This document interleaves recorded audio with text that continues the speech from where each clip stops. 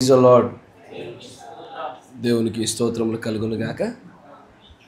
మంచిది. మధ్యాహ్న కాల సమయంలో మరల మిమ్మల్ని అందరినీ కూడా ప్రభు అయినటువంటి యేసుక్రీస్తు వారి యొక్క మందిరంలో, నిజమైన మందిరాన్ని భౌతిక మందిరంలో కలవడం సంతోషమై ఉన్నది.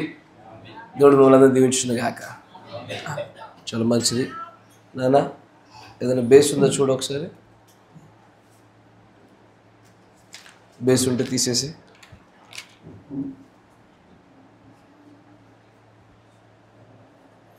మంచిది. Praise the lord. మనమందరం కూడా మన పరిశుద్ధ గ్రంథాన్ని తెచ్చి రోమీయులకు రాసిన పత్రిక 7వ అధ్యాయము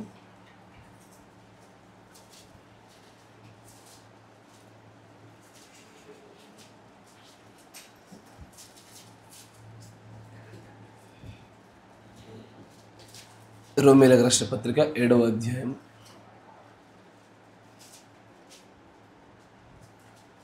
ప్రైజ్ ది లార్డ్.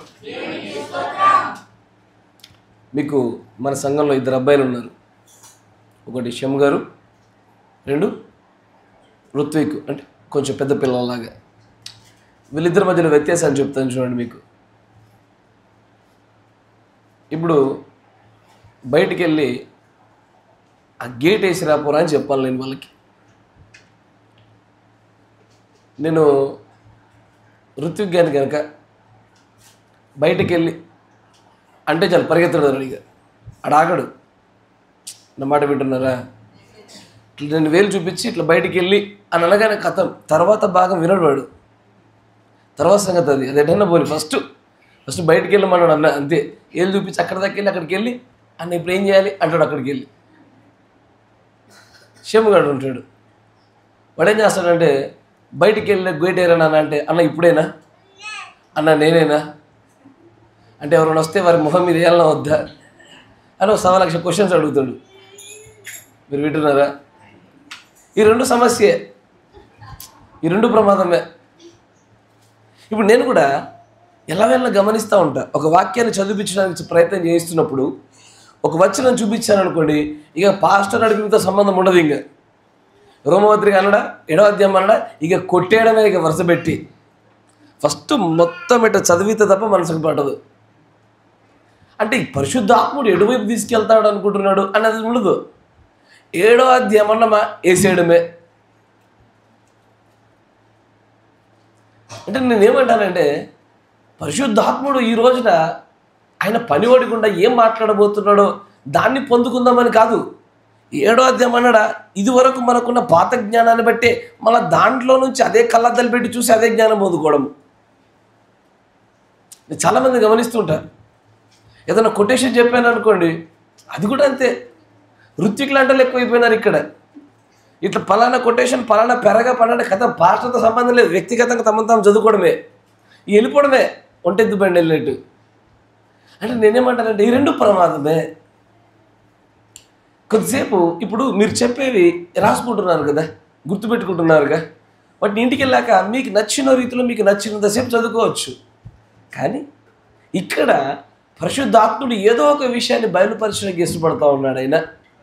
అలాంటప్పుడు మన సొంత జ్ఞానాన్ని, సొంత నడిపింపులు పక్కన పెట్టేసి ప్రభువా దీని గుండా ఏం మాట్లాడతావాయా అని ఆశ కలిగి అంతరంగంలో మాట్లాడుతూ ఉండగా సంభాషణ మధ్యలో కూడా ప్రార్థన చేయడము ఖచ్చితంగా దేవుని యొక్క నడిపింపై ఉన్నది. కనుక ప్రార్థిస్తూనే ఉండాలి, ప్రభువా దీని గుండా మాతో ఏం మాట్లాడతావు అని. ఏది బయలుపడుతుందో ఏది వెలువడుతుందో దానికోసం ఎదురు చూడాలి. అంతేగాని మనకు ఒక వచనం చూపించగానే, ఒక కొటేషన్ చూపించగానే ఋత్విక్లాగా అట్టగా వెళ్ళిపోబాకండి, మరి అనుమాన పక్షిలాగా అట్టగా ప్రశ్నలు అడగబాకండి. Praise the lord. వాళ్ళిద్దరు ఏమనుకుంటారంటే ఇంకోసారి అన్నింటికి రావద్దు అనుకుంటారు.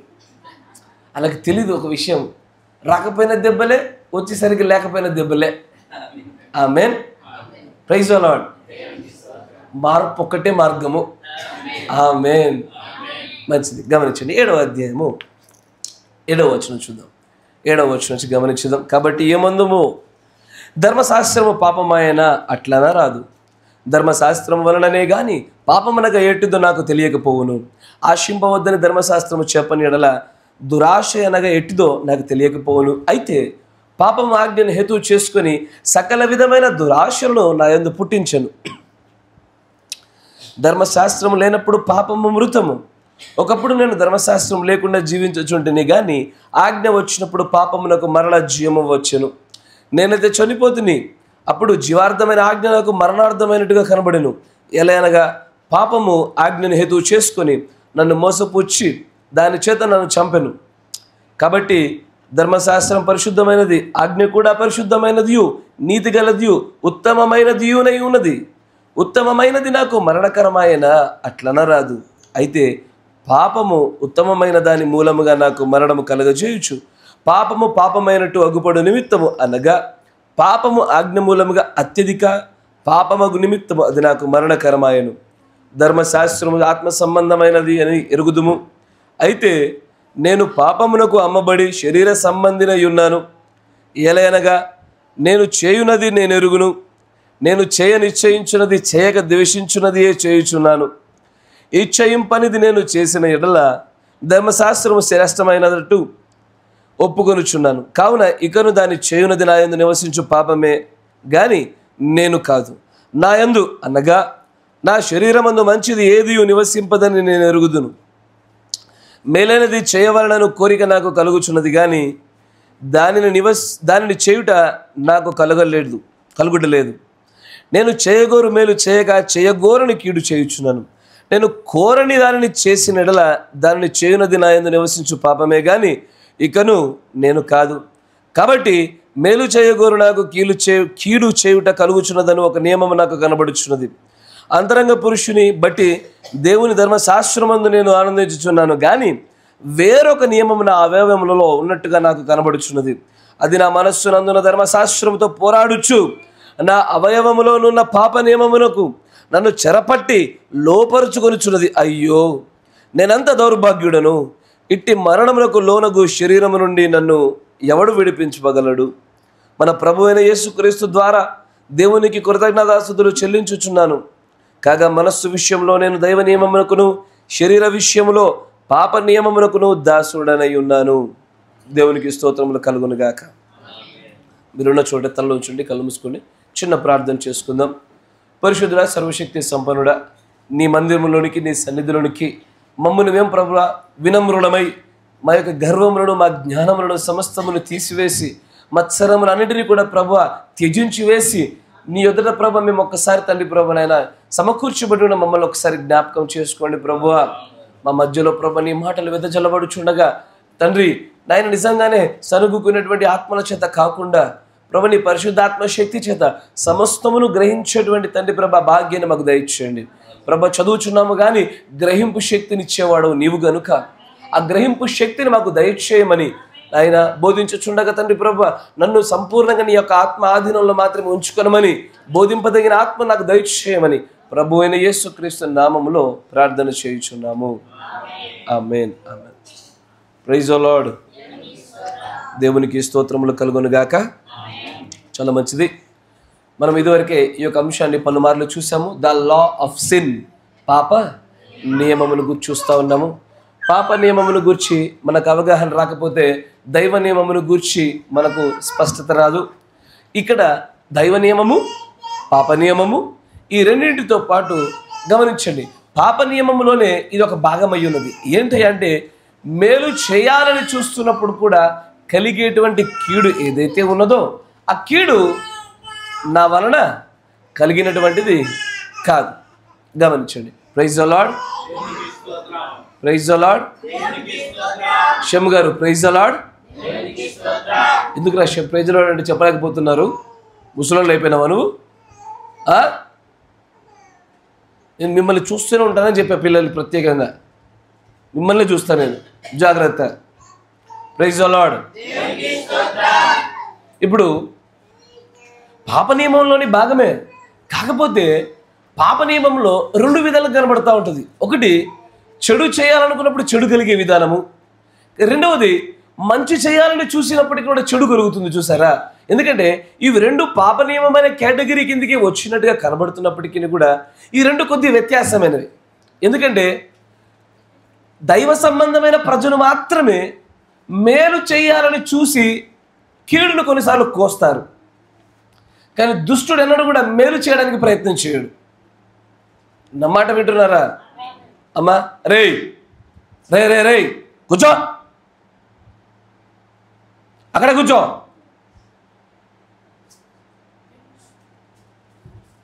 అడికి కావాల్సింది ఇచ్చేయమ్మా నువ్వు. వాడు నిలబడుతుంటే అందరు వాళ్ళే చూస్తూ ఉన్నారు, వాళ్ళు ఎందుకు నియంత్రించట్లేదు మీరు?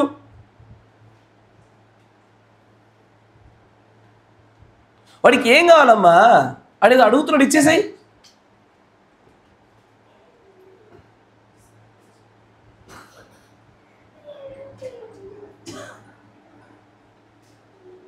పిల్లలు అన్నాక లేస్తారు, తప్పిదని లేదు. కానీ లేచిన తర్వాత వెంటనే నియంత్రించండి అంటున్నాను నేను. పిల్లలు నాకు లేవకుండా ఎట్లుంటారు కాకపోతే నియంత్రించండి వెంటనే. వాడికి అడుగుతూ ఇచ్చేయచ్చు కదమ్మా. వాడు లేచి అక్కడ అడుగుతూ ఉంటే అందరు వాడి వైపు చూస్తూ ఉన్నారు. Praise the lord. కొద్దిగా కాన్సన్ట్రేట్ చేయండి ఇక్కడ దయచేసి. నేను గంట మాట్లాడుతున్నాను కదా, ఒక 1 అవర్, ఆ 1 అవర్లో కూడా మళ్ళీ ఇలాంటి విషయాలు మాట్లాడుకుంటే ఎట్లాగా సమయం అంతా వ్యర్థమైపోతుంది. దయచేసి చూడండి, ఇక్కడ సాతాను ఎల్లప్పుడూ కూడా మీకు మేలు చేయడానికి ట్రై చేయడు. వాడు సాతాను ఎల్లవేళ చెడు చేయడానికే ప్రయత్నిస్తూ ఉంటాడు. మీరు ఆలోచన చేసి చూడండి. వాడు ఒక వ్యక్తికి కనుక శక్తినిచ్చిన, దేహ సంబంధమైన దారుఢ్య బలాన్ని ఇచ్చిన, ధనాన్ని ఇచ్చిన, ఏది ఇచ్చినా సరే, అయ్యా ధనాన్ని ఇచ్చిన దేవుడా సాతానా?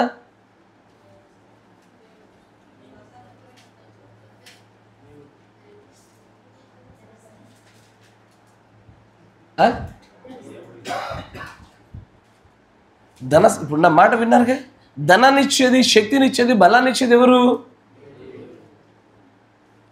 దేవుడే. వారిలో సాతాను కనపరచు బలము బయలు వెళుతుంది అంటుంది వాక్యం. నా మాట వింటున్నారా? ఇప్పుడు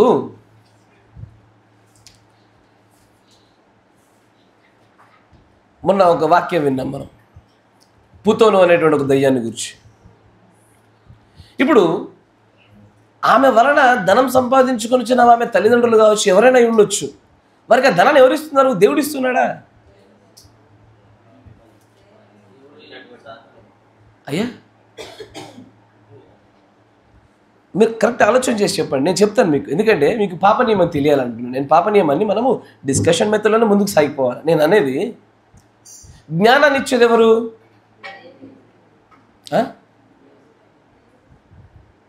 దేవుడేనా? అంటే ఇప్పుడు కయ్యనికి పనిముట్లు తయారు చేసే జ్ఞానాన్ని ఇచ్చింది ఎవడు?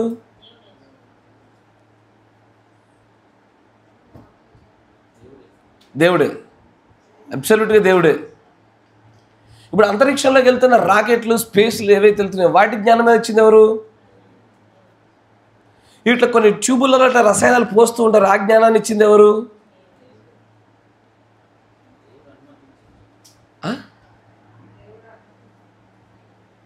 అయ్యా మీకు అది అర్థం కావాలంటే చిన్న ఉదాహరణ చెప్తా. దేశమంతట్లో ఒక ప్రభుత్వం నడుస్తుందా? నడుస్తుంది. దాంట్లో పిఎం అని ఒక ఆయన కూర్చుంటాడు పైన. ఈ ఆంధ్రప్రదేశ్లో ఆర్థిక శాఖ మంత్రి వేరు, తెలంగాణ ఆర్థిక శాఖ మంత్రి వేరు. కరెక్టేనా? కానీ వీటన్నిటిపైన పిఎం ఒక్కడే. అదే రీతిగా దేవుడు కొంతమందిని వదిలివేస్తాడు, కొంతమందిని అప్పజెప్పేస్తాడు. ఎప్పుడైతే అప్పజెప్పేస్తాడో వారి దగ్గర నుంచి దేవుని ఆత్మ తొలగిపోయిన తర్వాత వారి పైన అనేక రీతులుగా రకరకాల ఆత్మల యొక్క ప్రభావాలు పనిచేస్తాయి. అన్నమాట. ఎందుకంటే ఈ కాల ప్రవక్త యొక్క ఒక దర్శనంలో ఆయన సవారీ చేస్తూ ఉండగా పక్క నుంచి ఒక గ్రే కలర్లో ఒక గుర్రం కనబడుతూ ఉంటుంది.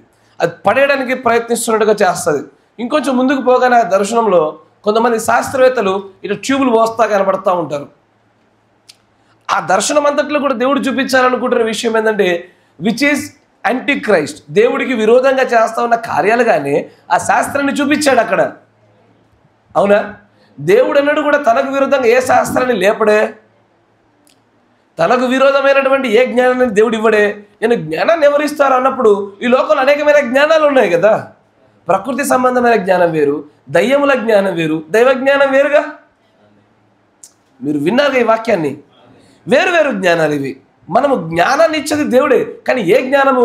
దైవ జ్ఞానాన్ని ఇవ్వాలంటే మాత్రం ఖచ్చితంగా దేవుడు ఇచ్చి తీరాలా. కానీ దయ్యముల జ్ఞానం వేరు. విగ్రహముల వల్ల వచ్చే జ్ఞానం వేరు, అది వట్టిదే. కానీ ఆ జ్ఞానం వేరు. ఆ జ్ఞానం దేవుడు ఎన్నడికి ఇవ్వడు. అట్లాగే ధనము కూడా అంతే.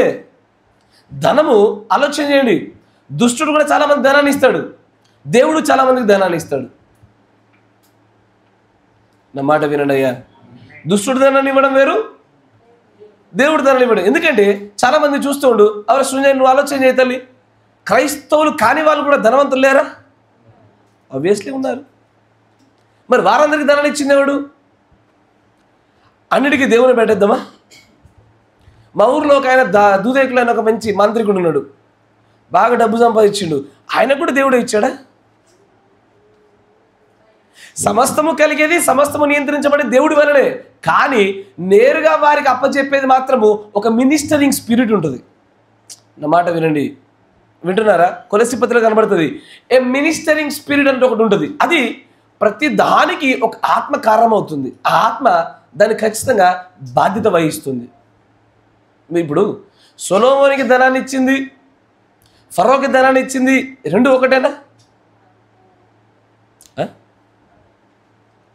సరే, మరొక మాట చెప్తా. ఒక నిజమైన సేవకుని, అబద్ధ సేవకుని రెండు దేవుడే పెడతాడా?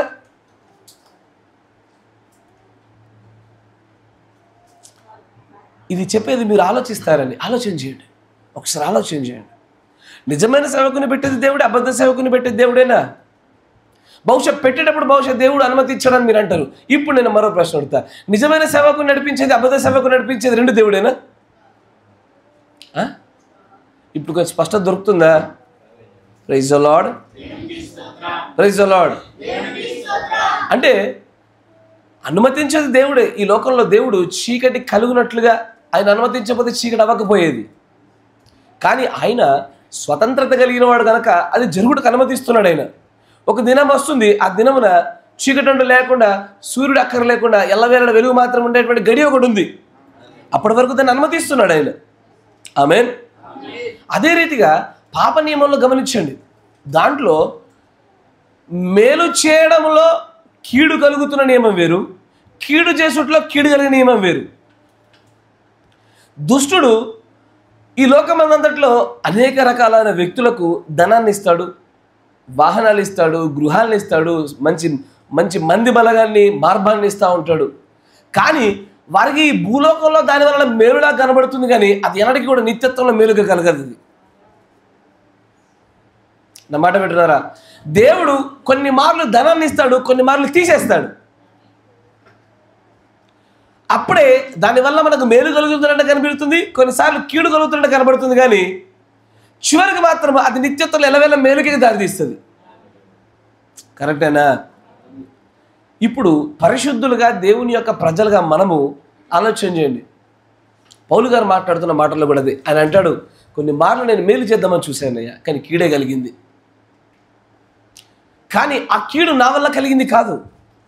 నా ఇంటెన్షన్, నా ఆబ్జెక్టివ్, నా పర్పస్ మాత్రము, నా ఉద్దేశము మీకు మంచి చేయాలనే ఉంది. కానీ చెడు కలిగితే మాత్రము ఆ చెడు నా వల్ల కలిగింది ఎన్నటికీ కాదు. అంతేనా కదా? పీటర్ గారు ఉన్నారు, ఆయనకి 2 కుమార్తెలయ్యా. ఒక కుమార్తెను పెళ్లి చేసినాడు, బాగుంటుందని చేసినాడు. ఏం చేద్దాము, పెళ్ళైన తర్వాత భర్త గారు సరిగ్గా లేరు, మొత్తం కథ అంతా అడ్డం తిరిగింది. అప్పుడు నేను పీటర్ గారు ఎంతవరకు బాధ్యత చేయాలి? అసలు ఆయన బాధ్యునిగా చేయడానికి నాకు అవకాశం ఉంటుందా? ఎప్పుడు ఉంటుందంటే ఆ సమయంలో కనుక లేఖన ప్రకారంగా చేయకపోతేనే బాధ్యుని చేస్తాను. కానీ అన్ని లేఖన ప్రకారంగా చేసి మేలు జరుగుతుందన్న ఉద్దేశంతో ముందుకు సాగినప్పుడు కనుక చెడు జరిగితే కనుక అది ఆయన వల్ల జరిగింది కాదు. ఆమేన్. Praise the lord. ఎందుకంటే ఈ విషయాలు తెలుసుకోవాలి. ఈ విషయాలు తెలియకపోతే కొన్ని మార్లు ఏం జరుగుతుంది చెప్పనా? ఇప్పుడు ఉదాహరణ చెప్తున్నా. నేను ఒక బండి తీసుకోవాలనుకుంటున్నా. నేను నా సహోదరి దగ్గరికి వెళ్ళి ఏ బండి బాగుంటుందని అడిగా. ఆయన ఒక సలహా ఇచ్చినాడు. నేను వేరే తీసుకుందాం అనుకుంటున్నా. ఆయన అన్నాడు, లేదు బ్రదర్, అది బాగోదు, ఇది బాగుంటుందని నా పైన ప్రేమతో మేలు కలుగుతుందని ఒక మాట చెప్పినాడు. తీసుకున్న నెలకే పాడైపోయింది. తీసుకున్న నెలకే పాడైపోయింది. అప్పుడు నేనేమంటా బ్రదర్ని? ఒక్కసారి కాదు 100 సార్లు అంట. ఏమని? అనవసరంగా మాటినా నేను. ఒకటంట. 2 ఆయనకు అసలు బండ్ల గురించి ఏం తెలియదు అని చెప్తా, అంతేనా? కానీ ఆయన నా మేలే కోరాడు కానీ నా కీడుని సంభవింపజేయడానికి నేను ఇష్టపడలా, అంతేనా కదా? ఈ నియమాన్ని గ్రహించాలా. మీరు వింటున్నారా? ఎందుకంటే నాకు తెలిసినటువంటి కొంతమంది కొన్ని మాటలు అంటుంటే విన్నా నేను, కొద్దిగా బాధ కలిగించిన విషయం నాకు. అది నన్ను కాదు కానీ నన్ను కూడా అన్నాక నేను పట్టించుకోలేదు, కానీ నాకన్నా ముందున్నటువంటి ఆత్మీయ తండ్రి అయినటువంటి కాపరి గారిని అన్నారు, ఏమని, ఆ అయ్యగారు పెళ్లి చేసిన పెళ్ళిళ్ళు ఏ పెళ్లి చక్కగా ఉంది అని అన్నారు కొంతమంది. ఓహో, ఆయన చేసేటప్పుడు వీళ్ళిద్దరికి పెళ్లి చేయాలా, వీళ్ళిద్దరికి పెళ్ళి అయినాక పుల్లు పోలు కొట్టుకోవాలా, గుద్దుకోవాలా, మొత్తం మంచి ఎంజాయ్ చేయాలా అనుకుంటూ చేస్తాడా? ఎట్లా చేస్తాడు? బాగుంటారనే చేస్తారు, మంచిగా ఫలభరితం అవుతారనే చేస్తారు. కానీ అది చెడుకు కారణమైంది, చెడు అనే ఫలం వచ్చింది. అది ఆయన వల్ల కలిగింది కాదు. ఒకవేళ ఆ సమయంలో లేఖన ప్రకారం నిర్ణయాలు తీసుకోకపోతే లెక్క ఖచ్చితంగా ఆయన అడుగుతాడు కానీ దేవుడు. బట్ లేఖన ప్రకారంగా నిర్ణయాలు తీసుకున్నప్పుడు కూడా చెడు జరిగితే మాత్రము ఆ చెడు నా వల్ల జరిగింది కాదంటాడు. ఈ విషయాన్ని గమనించవద్దు, మర్చిపోకూడదు. ఒకటి దైవ నియమము, రెండు పాప నియమము. ఈ పాప నియమము అయ్యా మాట మంచి వినండి, ఈ పాప నియమము వధువుకు ఒకలాగా పనిచేస్తుంది, అంటే బుద్ధి గల కన్యకలకు ఒకలాగా పనిచేస్తుంది, బుద్ధి లేని కన్యకలకు ఒకలాగా పనిచేస్తుంది, నిత్యత్వంలోకి వచ్చేటువంటి పరిచారకులుగా వచ్చేటువంటి వాళ్ళకు ఒకలాగా పనిచేస్తుంది, తృణీకరించబడి నరకంలో పడవే వరకు ఒకలాగా పనిచేస్తుంది. అంటే బ్రదర్ ఇది అన్యాయం అయిపోద్దేమోగా బ్రదర్. ఇప్పుడు ఇది చూస్తుంటే అన్యాయంలా కనిపించట్లే, కరెక్టేనా? కానీ దాన్ని ప్రీడెస్టినేషన్ అన్నాడు ప్రభు. రిజర్వేషన్ సిస్టమ్ అయ్యా పరలోకంలో కూడా. నా మాట వింటున్నారా? పరలోకంలో రిజర్వేషన్ సిస్టము. అరే మీకు ఉదాహరణ చూపించిన, ఇప్పుడు ఒకే తప్పిదాన్ని అన్యుడు చేస్తే, లేదా వధువుకు మంచి చేసేటువంటి మత్తయి సువార్త 25లో వచ్చేటువంటి వారు చేస్తే, బుద్ధి లేని కన్యకలు చేస్తే, బుద్ధి కలిగిన కన్యకలు చేస్తే, అదే తప్పుకి అందరికీ సమానమైన శిక్ష లేదు. నా మాట వింటున్నారా? అంటే ఈ 4 కేటగిరీలు నీ కేటగిరీ ఏందో నాకు తెలియదు. ఎందుకంటే ఆ కేటగిరీ చెప్పేసి నువ్వు విరాళంగా ధారాళంగా పాపాలు చేసేస్తావు, కరెక్టేనా? ఎట్టగో నేను ఎట్టగో ఎస్సీ కేటగిరీ కాబట్టి నాకు 35 మార్కులు వస్తే సరిపోద్దని చెప్పేసి ఎక్కువ చదువు నువ్వు, కరెక్టేనా? అట్లాగే ఈ 4 కేటగిరీలో నువ్వు ఏ కేటగిరీలో నీకు తెలిసిందనుకో, నువ్వు ఎడపడ పాపాలు చేసేస్తావు. అందుకే ఈ 4 కేటగిరీలో ఏ కేటగిరీలో నేను చెప్పను. కానీ పాప నియమము అందరికి ఒకేలాగా పనిచేయదు. నా మాట పెట్టినారా? ఇప్పుడు రాజ్యాంగం ఉంది, రాజ్యాంగం అందరికి ఒకేలాగా పనిచేస్తుందా? ఇప్పుడు మీ ఇంట్లో నేను 7 సంవత్సరాలు అని చెప్తా ఉంటాను, మీకు గుర్తుందా? 7 సంవత్సరాల కంటే కింద ఉన్న పిల్లలు అల్లరి చేస్తే అల్లరి కింద లెక్క కట్టాం మనం. నేనే కాదు, ఆ 7 సంవత్సరాల పిల్లడు వచ్చి ఒక కత్తితో మిమ్మల్ని ఒడిచినామని జైలు లేరు, అసలు వాడి మీద కేసే ఉండదు. అన్నమాట విన్నారా? 7 years పైన ఉన్నప్పుడే దాన్ని జువెనైల్ క్రైమ్ అంటారు, అంటే బాల నేరస్తుడిగా లెక్క కడతారు. ఈ రాజ్యాంగం ఉంటుంది కానీ అందరికి ఒకేలాగా పనిచేయదు. ఇప్పుడు ఆ రాజ్యాంగ ప్రకారంగా శిక్షలు వేస్తామా? ఆ శిక్షలు కూడా అందరికి ఒకేలాగా ఉండవయ్యా. ఇప్పుడు ఆలోచన చేయండి, ఒకడు మతి స్థిమితం లేకుండా అందరినీ చంపుకుంటూ పోతున్న వాడికిని, పక్కా ప్రణాళికతో చంపుతూ పోతున్న వాడికిని, తన ప్రాణ రక్షణల కోసము చంపుతూ పోతున్న వాడికిని, ఈ ముగ్గురికి సమానమైన శిక్షలు ఉండవు. నా మాట వినది, అర్థం చేసుకుంటున్నారా? కరెక్టేనా? తన ప్రాణ రక్షణ కోసం చంపుతున్న వారిని కోర్టు కూడా క్షమిస్తుంది, అంతేనా? క్షమించి చిన్న శిక్ష వేస్తుంది. కానీ పక్క ప్రణాళిక వేసి చంపాలని ప్రయత్నం చేసినోడికి వాడు డైరెక్ట్ మరణశిక్ష, లేకపోతే లైఫ్ టైం ప్రిజన్, అంటే వాడు జీవిత కారాగార శిక్షలో ఉంటాడు. లేదు మతి స్థిమితం లేకుండా చంపుతున్నాడు అనుకోండి, వానికి శిక్షించదు, వాడిని తీసుకెళ్ళి మెంటల్ హాస్పిటల్ నుంచి మనకి వైద్యం చేయిస్తుంది. కరెక్టేనా? అంటే శిక్ష అయినా సరే ఏదైనా సరే దేవుడి యొక్క ఎన్నిక, దేవుని యొక్క శిక్షలు కానీ లేకపోతే ఒక విషయాన్ని పాపం అని కానీ ఇది పాపం కాదని కానీ ఎంచడానికి కూడా ఎదుటి వ్యక్తి స్థాయిని బట్టి, వాడి భక్తిని బట్టి, వాడి ఎన్నికను బట్టి, వాడు ఉండే గుంపును బట్టి నిర్ణయించబడింది. నా మాట విన్నారుగా? అందుకే నేను మీకు ఎప్పుడు దావీదు గురించి ఉదాహరణ చెప్తూ ఉంటాను. సౌలు చేసినటువంటి తప్పిదం కంటే దావీదు చేసిన తప్పిదం గొప్పదైనా కూడా దావీదు క్షమించబడ్డాడు, సౌలు క్షమించబడలే. ఎంత ఘోరమో చూసారా? దావీదేమో ధారాళంగా క్షమించబడతా ఉన్నాడు, సౌలు కంటే ఘోరమైన పాపాలు చేస్తూ ఉన్నాడు, ఆయన క్షమించబడతా ఉన్నాడే. అంటే ఎక్కడో ఈ పాప నియమము అంటే తను చేసే విషయాల్లో పాపమును, ఆ పాపం వల్ల వచ్చేటువంటి జీతమును, ఇది అందరికీ ఒకే రకంగా వర్తిస్తున్నట్టు కనబడతలే. Praise the Lord. కొందరికేమో కడపటి కాస ఖచ్చితంగా చెల్లించాల్సిందే వారి జీవితంలో. మరి కొంతమందికి అసలు ఏ శిక్షా విధి లేదంటుంది బైబిల్. వారు మరణంలో నుంచి నిత్య జీవనంలోకి వెళ్ళిపోవడమే, మధ్యలో తీర్పు అనేది బైపాస్ చేస్తూ ఉన్నారు.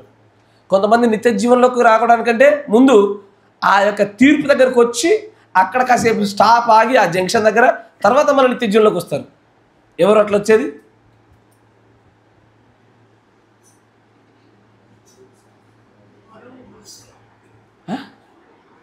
వధువు రాదట్లా, బుద్ధి లేని కన్యకలు వస్తారు. 2 వధువుకు మేలు చేసేవారు వస్తారు. మీరు విన్నారా? అందరి ప్రయాణం ఒకలా లేదు, అందరికీ తీర్పు ఒకేలా కనబడతలేదు, అందరికీ శిక్షలు ఒకేలా కనబడతలేదు, అందరి పట్ల ఈ పాపని ఒకేలాగా వర్తించట్లేదు. నా మాట వింటున్నారా? Praise the lord. అందుకే నేను ఇదివరకు చెప్పేసా, ఏమని? మేలు చేయబోతుంటే కీడు జరిగిందనే ఒక నియమాన్ని గురించి మాట్లాడాం. ఆ విషయాన్ని మర్చిపోబాకండి. ఎందుకంటే ముఖ్యంగా ఇది విశ్వాసులుగా మనం ఒక కుటుంబంగా, సంఘంగా ఉంటున్నాం కనుక ఇక్కడ బాగా పనిచేస్తుంది. ఆ నియమం బాగా పనిచేస్తుంది. నా మాట వింటున్నారా? ఇప్పుడు నేను మీకు ఉదాహరణకు ఒక మాట చెప్పా. నేను మీ పిల్లలందరూ తీసుకెళ్ళి ప్రైవేట్ స్కూల్లో వేయించిన కాంచి మీకు పైసలకు తలకాయ నొప్పి అయిపోయింది, రాకపోకలకు తలకాయ నొప్పి అయిపోయింది. నేను మంచినే కోరాను కానీ కీడే జరిగింది మీకు, అంతేనా? నేను మంచినే కోరాను కానీ అది మీకు కీడు జరిగింది. ఆ కీడు నా వల్ల కాదయ్యా. నా మాట వింటున్నారా? మీరు గమనిస్తున్నారా? మేలుకే కోరాము కానీ అది కీడు జరుగుతుంది. ఏం కాదు, నేను కీడు చేయాలని చెప్పేసి అట్లా చేయంగా. అంటే ఈ నియమము ఎల్లవేళలా పనిచేస్తుంది. ఈ నియమంలో నుంచి బయటపడడానికి పౌలు గారు కూడా సాధ్యం కానప్పుడు మనకు సాధ్యం కాదు. నా మాట వినండి. అందుకే ఈ నియమాన్ని జాగ్రత్తగా దృష్టిలో పెట్టుకోండి. నేను దీని కొంచెం ముందుకెళ్ళి మనం వర్తమానం చెప్పుకుంటాం, కానీ ఈ నియమాన్ని మాత్రం దృష్టిలో పెట్టుకోండి అయ్యా. మీరు నా మాట వింటున్నారా? ఒక మాట ఏదైనా మీ పైన నేను పలుకుతున్నప్పుడు మీకు మేలు కలగడానికి అంటారు, కానీ ఎప్పుడు మీకు కీడు కలగడానికి ఏ కాపరేట్లో మాట్లాడు. నా మాట వింటున్నారుగా? కానీ అది కొన్నిసార్లు గాయాన్ని కలగజేయచ్చు, ఇబ్బందిని కలగజేయచ్చు. కానీ ఆ కీడుని గురించి ఎల్లప్పుడూ కూడా ఆ మేలు చేయడానికి ప్రయత్నించిన వాడిపైన ఆ కీడు వేసే ప్రయత్నం మనం చేయకూడదు. Praise the lord. అట్లా చేశారనుకోండి ఏమవుతుందో తెలుసా? అట్లా చేశారు. ఇప్పుడు నేను పీటర్ గారికి సహాయం చేసే ప్రయత్నం చేశాను, అది కీడుగా మారింది. ఈ కీడుగా మారినప్పటి నుంచి మొదలుకొని నన్ను ఎల్లవేళలా నా పైన అభియోగాలు మోపే ప్రయత్నం చేస్తూ ఉన్నాడు. సరే, నేను దాన్ని వదిలేసా. కొంతకాలం అయిన తర్వాత మరలా సహోదరుడు ఏదైనా పని చేస్తూ ఉన్నప్పుడు అతను చేస్తున్న తప్పిదమని కానీ అతను చేస్తున్న దానికంటే మేలైన మార్గం నాకు తెలిసినప్పుడు నేను చెప్తానా? ఇక చెప్పాం. చెప్తే ఏమవుతుంది? మరలా ఇదే పునరావృతం అయిపోయి మరలా నన్ను కీడుకు పాత్రను చేస్తారు, కీడుకు నన్ను బాధ్యునిగా చేస్తారన్న భయం వల్ల ఇక చెప్పరు, దూరం ఉంటారు. ఇక అందుకే మీలో మీరు ఈ నియమాన్ని బట్టి జాగ్రత్త పడకపోతే మీ బంధాలు తెగిపోతాయి. మీరు ఒకరిపైన ఒకరు సహోదర ప్రేమ చూపించుకోలేరు, ఒకరితో ఒకరు సాగి ముందుకు పోలేరు. నా మాట వింటున్నారుగా? ముందుకు వెళ్ళలేరు. అప్పుడు ఏమనుకుంటారంటే మేలు చేద్దామని ఉంది బ్రదర్, కానీ చెప్తుంటే మళ్ళీ రేపు పొద్దున ఏదైనా కీడు జరిగితే మళ్ళీ అన్నీ తిడతారు వీళ్ళు, అందుకే నేనేం చెప్పకుండా సైలెంట్గా నిమ్మలంగా కూర్చున్నా అంటారు. అట్లా కూర్చోవడం వల్ల సావాసాలు పెరుగుతాయా? సహోదరులతో శ్రమ అనుభవించటం మేలయ్యా. ఎదుటోడికి మేలు చేసే ప్రయత్నంలో శ్రమ రానివ్వండి, పడదాం, తప్పిదమేముంది, అనుభవిద్దాం. ఇదే కదా మోషే ఎన్నుకున్నది, మనం కూడా దాన్నే ఎన్నుకుందాం అంటున్నా. ఈ మేలు చేసే క్రమంలో కీడు అనుభవించేటువంటి ఈ విషయంలో మాత్రము శ్రమల్ని ఆహ్వానించే మేలు చేసేయడానికి అడుగు ముందుకేద్దాం. సహోదరులతో శ్రమ అనుభవించుటే మనకు మేలది, దానివలన మనకు మన సహోదరుడికి అందరికీ లాభమే. మీకు ఇంకో విషయం కూడా చెప్తా చూడండి, ఊరికే చిన్న మాట. సాఫీగా సాగుతున్నటువంటి ఇద్దరు దంపతుల యొక్క ప్రయాణం కన్నా కొట్టుకొని తిట్టుకొని మళ్ళీ కలిసిపోయేటువంటి దంపతులు ఎక్కువ క్లోజ్ ఉంటారు కాదా? మీ స్నేహితులలో చూసుకోండి, ఏదో బిజినెస్ అఫీషియల్ ఫ్రెండ్షిప్ లాగా హాయ్ అంటే హాయ్, బాయ్ అంటే బాయ్ అన్న వాళ్ళ కన్నా అప్పుడే కొట్టుకొని అప్పుడే కలిసిపోయి అప్పుడే కొట్టుకొని అప్పుడే కలిసిపోయే వాళ్ళ మధ్యలో ప్రేమలు బలంగా ఉంటాయి. వాస్తవమేనా? అరే తల్లి, సృంజానికి బాగా అలవాటు ఉన్నట్టుంది. నిజమే కదా? అట్టగే సహోదరుల మధ్య శ్రమలు ఉంటాయ్యా, ఉండనివ్వండి. తిట్టుకుందాం, కొట్టుకుందాం, మళ్ళీ కలిసిపోదాం. అప్పుడే కదా క్షమాపణ, సహనం అనేటువంటి ఈ గుణాలు బయటకు వచ్చేది మనలో వచ్చి. అసలు ఈ ఈ ఈ యొక్క లక్షణాలు, ఈ పరిపూర్ణమైన సరిపులకు ఎదగడానికి ఇవి కావాలని దేవుడు మన సంఘంలో అనుమతించే విషయాలు ఇవేనయ్యా. నా వల్ల మీరు మాట పడాలా, మీకు బాధ అయ్యాలా, నన్ను పల్ల తిట్టుకోవాలా, నేను క్షమించాలా, అంతే. ఇది రివర్స్లో చేద్దామా? మీరు నన్నాలా, నేను క్షమించమని అడగాల, మీరు క్షమించొద్దు, మనసులో పెట్టుకోవాలా, మనసులో పెట్టుకొని ఇంటికి వచ్చి బంద్ చేయాలా. ఎంత అన్యాయం చూడు బ్రదర్. మేమైతే క్షమించుకుని ముందు పోలేదు, మీరు క్షమించరా? Praise the lord. జాగ్రత్త, కొంచెం ముందుకు సాగిపోదాం. చూడండి, కాబట్టి 21వ వచనం, మేలు చేయగోరు నాకు కీడు చేయుట కలుగుచున్నదని ఒక నియమం నాకు కనబడుచున్నది. అంతరంగ పురుషుని బట్టి దేవుని ధర్మశాస్త్రం నేను ఆనందించుచున్నాను, కానీ వేరొక నియమం నా అవయవములలో ఉన్నట్టు నాకు కనబడుచున్నది. అది నా మనస్సునందున్న ధర్మశాస్త్రంతో పోరాడుచు నా అవయవంలో ఉన్న పాప నియమకులను చెరపట్టి లోబరుచుకొనుచున్నది. ఇదివరకు మనం గమనించాం. పాపాన్ని గురించి మనం స్టడీ చేస్తూ ఉంటే, పాపాన్ని గురించి మనము పట్టుకునే ప్రయత్నం చేస్తున్నాం అనుకోండి, పాపంలో 2 రకాల పాపాలు కనబడుతున్నాయని చెప్పాను. మొదటి యోహాను పత్రిక, కొంచెం వేగవంతంగా, మొదటి యోహాను పత్రిక 5వ అధ్యాయం 16వ వచనం.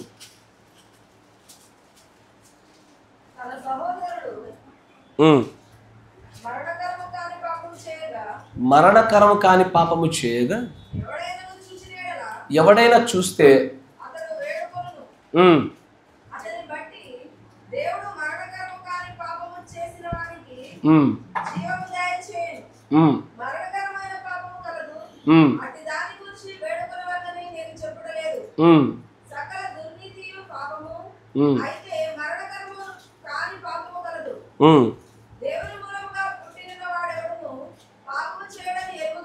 చాలు, ఇక్కడ ఆలోచన చేయండి. ఇక్కడ యోహాను గారు 2 విషయాల గురించి మాట్లాడుతున్నాడు పాపంలో. ఒకటి మరణకరమైన పాపము, రెండోది మరణకరం కానటువంటి పాపము. అంటే ఒక పాపం వలన ఖచ్చితంగా అతనికి మరణం ప్రాప్తిస్తుంది, మరొక పాపం వలన మరణం ప్రాప్తించదు, కానీ అదొక చిన్న తప్పిదముగా అతని పైన లెక్క కట్టబడతా ఉంటుంది అని చెప్తా ఉన్నాడు ఆయన. ఇదివరకు చెప్పాను మీకు, మరణకరమైన పాపానికి మరణకరం కాని పాపానికి మీరు అన్నిటికీ కూడా మీరు వ్యత్యాసాన్ని పట్టుకోలేరు.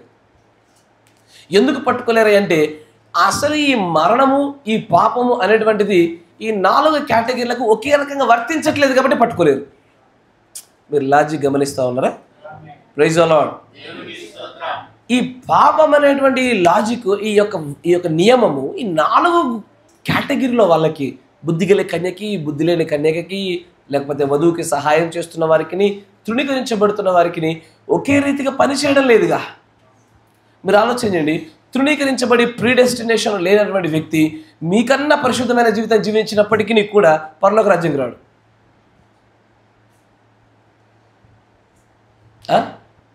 పరలోక రాజ్యంకి రాడు. అతను చేసిన చిన్న తప్పిదాన్ని కూడా దేవుడు బుద్ధితో చూస్తాడు. కానీ ఇక్కడ ఎవరు బుద్ధి కలిగే కనుక ఆ కేటగిరీలో ఉన్న వాళ్ళ యొక్క పాపాలని కనుక దేవుడు క్షమించాలి అని నిర్ణయించుకుంటే ఎంతటి పాపాన్నైనా సరే మరొకల సముద్రంలో పడేస్తాడు. ఎందుకంటే ఇప్పుడు నీ కొడుకు చేసే తప్పిదానికి, నీ బంధువుల పిల్లడు చేసే తప్పిదానికి, వాడి క్లాస్మేట్లో కూడా చేసే తప్పిదానికి, ముక్కు మొహం తెలియడు చేసే తప్పిదానికి అన్నిటికి ఒకే రకంగా రెస్పాండ్ అవ్వవుగా. అయ్యా అంతేనా? నీ కొడుకు ఏదైనా బలం కొట్టాడు అనుకో, ఏం చేస్తావు? భలే అన్నారయ్యా, అయితే పొంతి అట్లే అంటాం మనం కూడా. కరెక్ట్, వాస్తవమే, కరెక్ట్ చెప్పినాడు ఆయన. అయితే పొంతి. అదే నీ బంధువుల పిల్లడు చేశాడు అనుకో, వాళ్ళ అమ్మ నాన్న ఫస్ట్ చూస్తాం. కరెక్ట్, వాస్తవేనా? వాళ్ళ అమ్మ నాన్న లేరనుకో, కట్ట రై పట్టపడ బిక్తాం. అదే వాళ్ళ అమ్మ నాన్న ఉన్నారు అనుకో, ఇంకోసారి అట్లా చేయకు జాగ్రత్త అని లోపల ఉన్నదంతా అరుచుకొని చెప్తాం. కరెక్టేనా? వాస్తవమా కదా? అన్నీ సత్యాలే కదయ్యా. తర్వాత ఆడి క్లాస్మేట్లో ఎవడన్నా చేశాడు అనుకో, ఆడి పేరెంట్స్ని పిలిచి అది చేసి ఇది చేసి పెద్ద రాద్ధాంతమే. ఇక ముక్కు మొహం తెలియడం అనుకో, వాడి పల్ల కొట్టురుకుడే. అంటే ఆలోచన చేయండి, ఈ విధానం నీకు ఎక్కడి నుంచి వచ్చింది?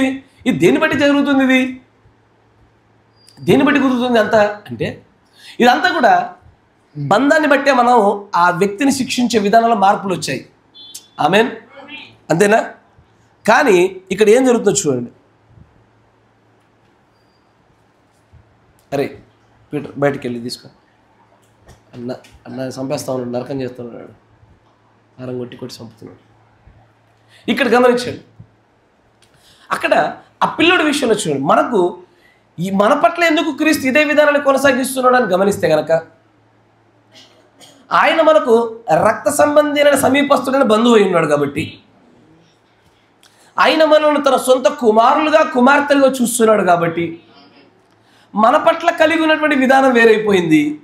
ఆయనకు దూరస్తులైన వారి పట్ల విధానం వేరైపోయింది. ఆయనను తృణీకరించి ఆయన మహిమను చతుష్పాద జంతువులకు అప్పచెప్పబడిన వారి పట్ల పాప నియమం వేరేగా పనిచేస్తూ ఉంది. మాట మీకు అర్థమవుతున్నదా? అందుకే ఈ పాప నియమము అందరికి ఒకేలాగా లేదు.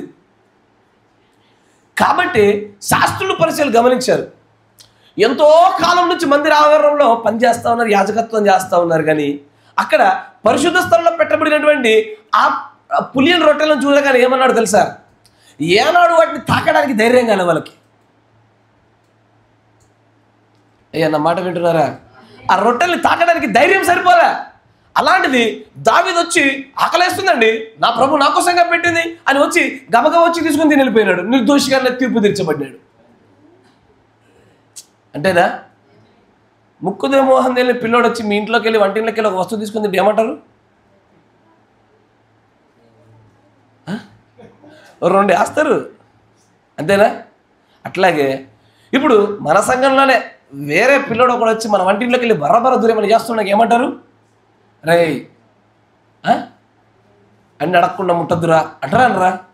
కానీ అదే నీ పిల్లోడు అనుకో, ఏమన్నా అంటావా?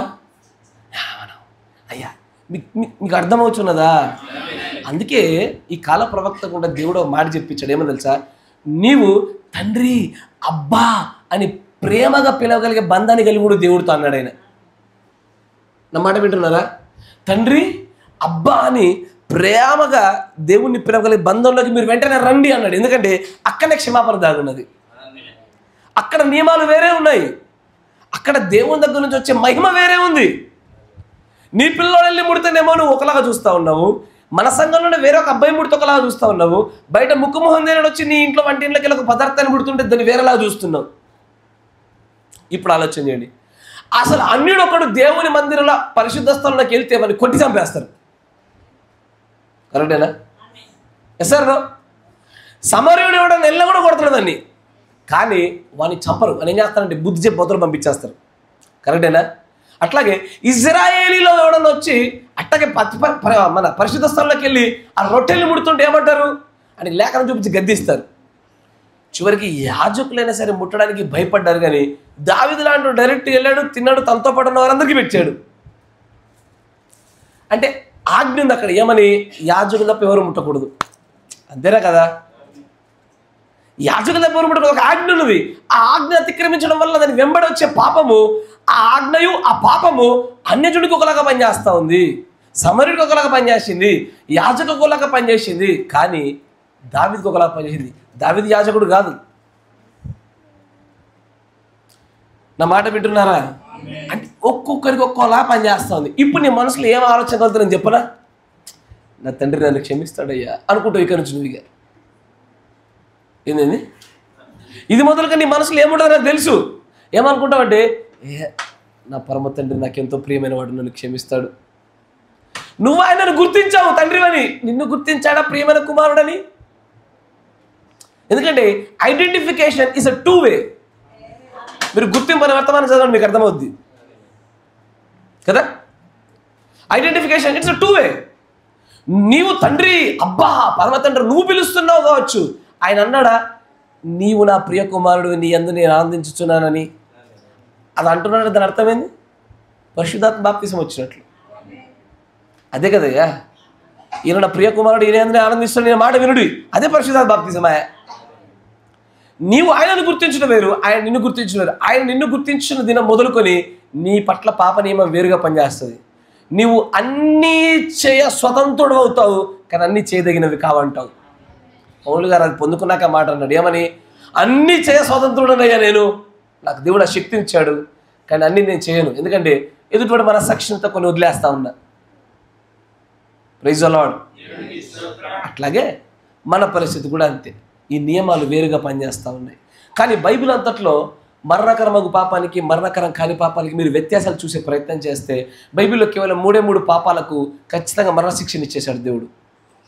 Only there are 3 things. ఈ మూడింటిని దేవుడు క్షమించలేదు. ఒకటి, పరిశుద్ధాత్మ విరోధంగా మాట్లాడినప్పుడు. మీరు విన్నారా?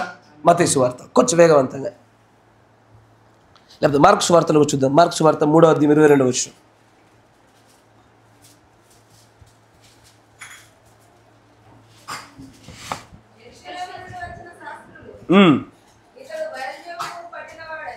ఇతడు బయల్జెబూలు పట్టినవాడై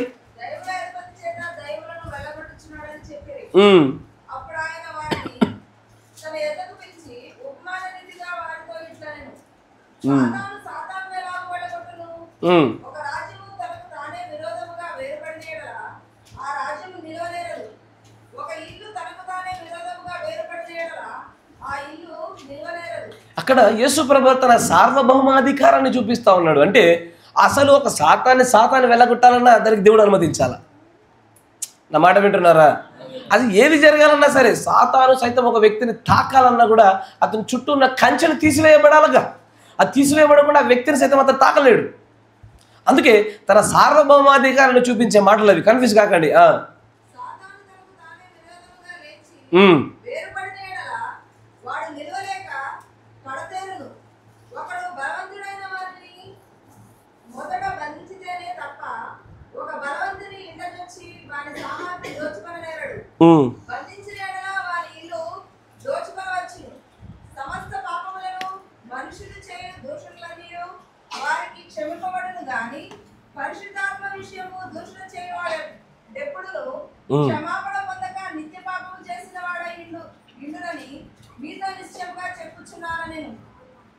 పరిశుద్ధాత్మ దూషణ ఇదివరకు చెప్పారు. పరిశుద్ధాత్మ దూషణ గురించి ఇదివరకు మాట్లాడడం కాబట్టి ఎక్కువసేపు మాట్లాడను, ఒక 2 నిమిషాలు చెప్పేస్తాను.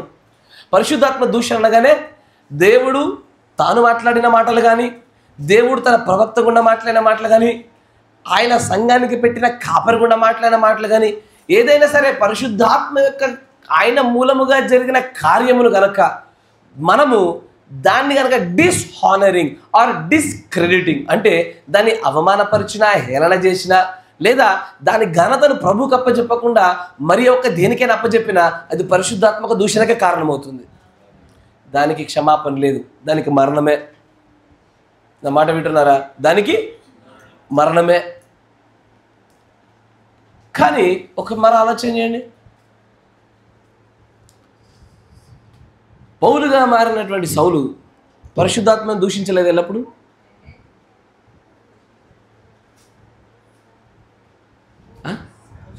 ఖచ్చితంగా దూషించాడే, కానీ అతను కూడా క్షమించమన్నాడు కదా. Yes or no? అయ్యా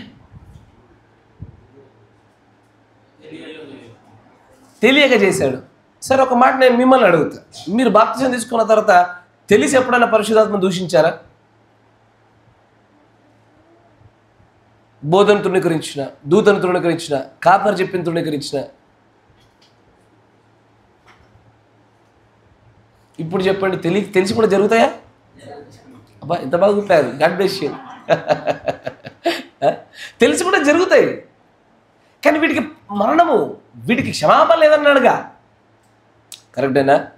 తర్వాత మరొక విషయం చూపిస్తాను మీకు. కొరింథీ రాసిన పత్రిక 1 కొరింథీ 11:30, 11:29. కొంచెం వేగవంతంగా రండి. రెండో విషయం చూద్దాం.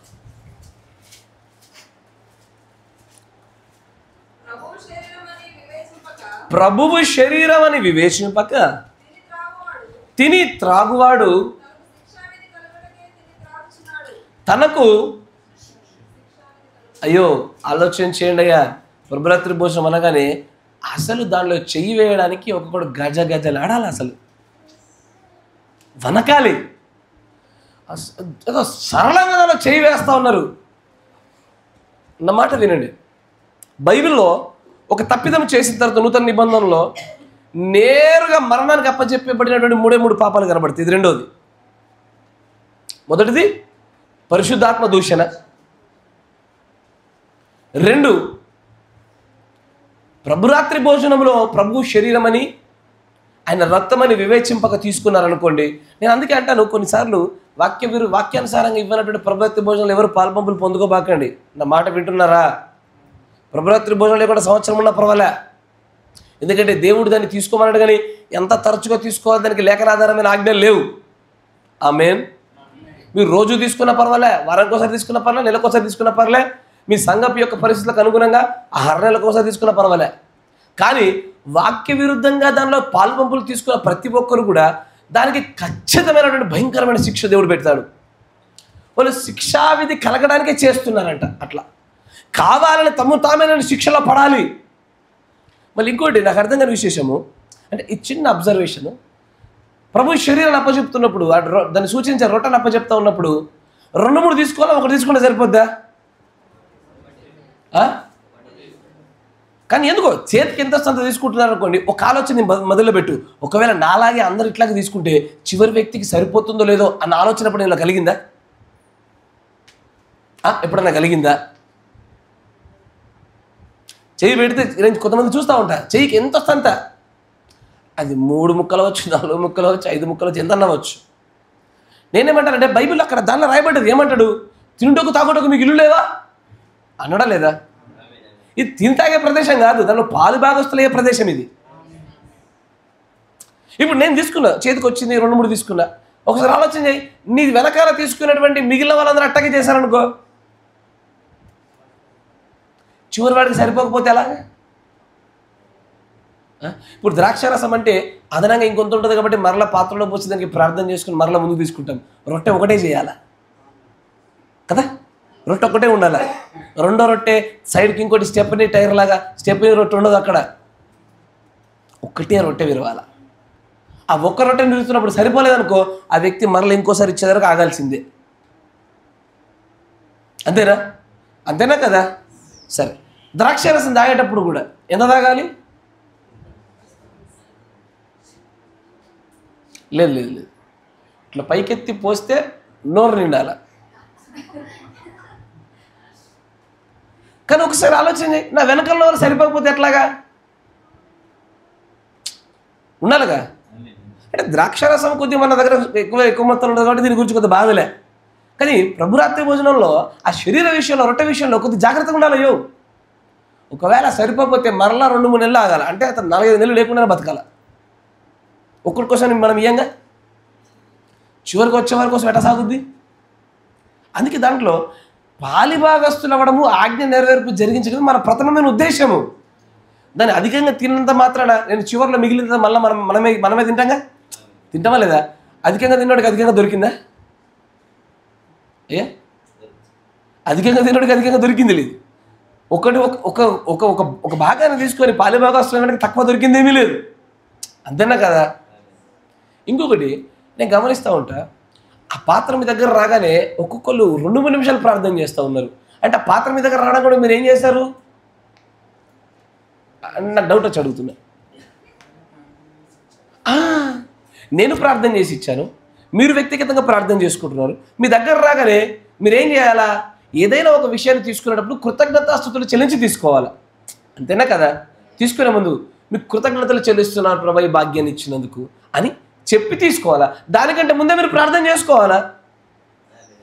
అసలు నేను మీకు 1 వీక్ ముందెందుకు చెప్పాను? మీరు ఈ 1 వీక్ అంతట్లో మిమ్మల్ని మీరు శుద్ధపరచుకుంటారని. దానికైనా పని పాట లేకుండా చెప్పాలా, లేకపోతే రేపు ఇవ్వగలుగుతాను నేను, అన్ని సిద్ధంగానే ఉన్నాయి. కాదు. ఈ 1 వీక్ అంతటిలో మీరు దేహంతోనో, చూపులతోనో, ఆలోచనతోనో ఏదో ఒక రూపంలో మీరు చేసే తప్పిదాలన్నిటికీ ఆయన దగ్గర క్షమాపణలు అడిగి మిమ్మల్ని మీరు శుద్ధిపరచుకొని ఆ దానిలో చేయి వేయడానికంటే ముందు యోగ్యులు అవ్వాలనే ఈ సమయం అంతా. ఉపవాస ప్రార్థన చేసి క్షమాపణ పాపాలు పోగొట్టుకుంటారా, లేకపోతే చేయి కోషిస్తారా, ఏం చేస్తారో నాకు తెలీదు. మీరు దానిలో చేయి వేయనట్లుగా యోగ్యులు అవ్వడం కొరకు ఈ సమయము. అవునా? ఇప్పుడు ఈ గ్లోరీ అనే అమ్మాయి ఉంది, ఈమె చేసిన తప్పిదాలకి మీ తప్పిదాలకి వ్యత్యాసం లేదా? ఆ పిల్ల ఏం తప్పిదాలు చేసింది? చెప్పిన పని చేయాలా? లేవమంటే సమయానికి లేవలే, చిన్న తప్పిదాలు. మనమే అట్లాంటి తప్పిదాలేనా? అంటే అందరి పాపాలు ఒకేలా లేవు కదా, అందరికీ ఒకే రకమైన సమయంలో క్షమాపణలు, శుద్ధీకరణలు జరగవు కదా. ఆమేన్. ఈ 1 వీక్ అంతట్లో మీరు చేయాల్సినదే, మీ వ్యక్తిగతమైన ఉపవాసాల గుండా అక్కడ చేరువవ్వండి. మీరు క్షమాపణలు పొందుకొని శుద్ధిపరచుకొని యోగ్యులు అవ్వండి అంటున్నా. అది తీసుకున్నప్పుడు కూడా కృతజ్ఞతాస్తుతులు చెల్లించి తీసుకోవాలా. ఇక అది కొంతమంది అయితే మరీ విచిత్రము. శరీరం వస్తుందిగా, ఆ రొట్టెను సూచించే రొట్టె వస్తుందా, ఆ రొట్టె పట్టుకొని రొట్టె తీసుకొని పళ్ళెం ఇచ్చి పంపించి ప్రార్థన చేసుకోవచ్చుగా? లేదు. పళ్ళెం మన దగ్గరనే, అంత మన దగ్గరనే ఇటు పెట్టి ఎందుకంటారు? నేను అంటే నాకు అర్థం కాక అడుగుతున్నా, తెలియదు కదా, క్షమించాలి. నేను మిమ్మల్ని ఎవరిని గేలి చేయాలి కాదు, అంటే అట్లా అవసరం లేదు కదా. మేలైన విధానం మన దగ్గర ఉంది కదా. నువ్వు తీసుకోవాల్సిన రొట్టె తీసుకో, పంపించేసేయి, నువ్వు దాన్ని పెట్టుకొని ప్రార్థన చేయి, అంతేగా. Yes sir no? కానీ ఆ పల్లెం అక్కడే, అన్న అక్కడే, నా కోసం ప్రతి ఒక్కరు కూర్చోవాలి ఇక్కడ అన్నట్టుంది అక్కడ ఎవరు. అట్లొద్దు. దీన్ని కొంచెం మెరుగుదలలోకి తీసుకొద్దాం, మెరుగైనటువంటి ఇంకొంచెం మేలైన. ఎందుకంటే ఆ సమయంలో మనకు ప్రభాతి భోజనంలో మనకు ఏదో ఒక రూపంలో భోజనాలు ఉంటున్నాయి కనుక సమయాన్ని సద్వినియోగపరచుకోవాలి, లేఖనాన్ని పాటిస్తూ సద్వినియోగపరచుకోవాలి కాలం చొప్పున. ఆ పాత్ర కూడా మీ దగ్గరికి వచ్చినప్పుడు కృతజ్ఞతాస్తుతులు ఒకటే చెల్లించండి. అది రావడానికంటే మునిపే దానిలో చేయి వేయడానికి కావలసిన ప్రార్థన చేయండి. కృతజ్ఞతాస్తుతులు చెల్లించకుండా తీసుకోవాకండి, ఎందుకంటే అది తప్పు లేఖన ప్రకారంగా. అట్లా చేయండి. Praise the lord. దాన్ని ఎంత తీసుకోవాలి? ఎంతైనా తీసుకోవచ్చు. అంటే గ్లాస్ అంటే తీసుకోవడం కూడా ఉంటారు అయ్యా. ఒక ఆయన చెప్తున్నాడు నాకు, ఈసారి భలే టేస్ట్ అయింది బ్రదర్ అని. దేవా. ఇంకోసారి అన్నారు కొంతమంది, ఇంత ఘాటుంది బ్రదర్ అవాడు. నేను రుచి చూడడానికి నేను ఇవ్వలే నీకు. నేనేమన్నా నేను చెఫ్నా, వంటమన్నా తయారు చేసుకుని వచ్చి రుచి చూసి చెప్పని చెప్ప నీకు. అది రక్తాన్ని సూచించింది అయ్యా, పరిశుద్ధమైనది. దానిలో రుచులతో పనేముంది నీకు? సరే, ఇప్పుడు నీకోసం యేసుక్రీస్తు వారి యొక్క రక్తం ఎంత కావాలి? ఒక చుక్క నీ పాపాన్ని కడిగేస్తుందా? అంటే ఆయన రక్తం అంత శక్తి ఉందా? లేకపోతే నీకోసం ఒక బకెట్ రక్తం కావాలనా? ఒక చుక్క సరిపోద్దిగా, సరిపోద్దా లేదా? అన్న కూడా ఒక బొట్టు చాలే నీకు, అంతేనా కదా? అది రక్తాన్ని సూచించేదిగా. ఒక బొట్టు తీసుకున్నా కూడా ఆజ్ఞను, భౌతికమైనటువంటి ఆ ఫిజికల్ కమాండ్ని మనము నెరవేర్పు జరిగించిన వారమే. ఆమేన్. అంతేగాని దాన్ని పట్టుకొని అంటే ఒక్కొక్కరి దగ్గర ఒక్కొక్క విన్యాసాలు కనబడుతూ ఉన్నాయి. మనమందరం ఏకాత్మలో ఏకక్రియ చేద్దామని చెప్తున్నాను నేను, అంతే. ఒకే రకమైన క్రియ కలిగి ఉందాం, వ్యత్యాసాలు లేకుండా అందరం ఒకే రకమైన క్రియ కలిగి ఉందాం, ఒకే రకంగా ప్రవర్తించుదాం. మన క్రియల్లోనూ మన ఆలోచన తలంపులోనూ ఏకత్వాన్ని చూపిద్దాం అంటున్నా. Praise the lord. 1 drop of blood is enough. క్రీస్తు యొక్క ఒక్క చుక్క రక్తం చాలయ్యా. ఒకసారి ఆలోచించండి, ఒక మనిషి యొక్క రక్తం ఎంత ఉంటుంది? ఎన్ని లీటర్లు ఉంటుంది?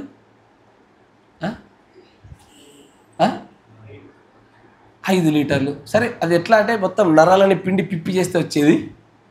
సరే, ఉదాహరణకు 3.5 అనుకోండి, అంటే నార్మల్గా కోసినప్పుడు వచ్చేది అనుకోండి. యేసు ప్రభు వారు ఎంత 3.5 లీటర్ల రక్తం బయటకు వచ్చింది అనుకోండి. సర్వ మానవాళికి డివైడ్ చేస్తే నీకు ఎంత వచ్చినట్లు?